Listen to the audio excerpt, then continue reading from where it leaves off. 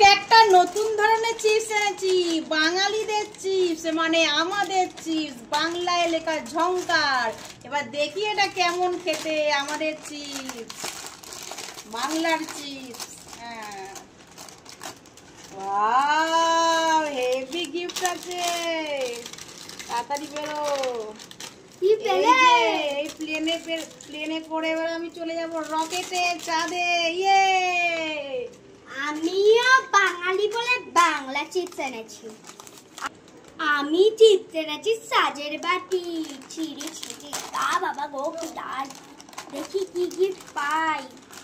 ও কিছু একটা গিফট পেয়েছি, খুলি পরে, আগে ঢালি ঢালি। ওয়াও, কি সুন্দর একটা গার্ডেন নাকি পেয়েছি।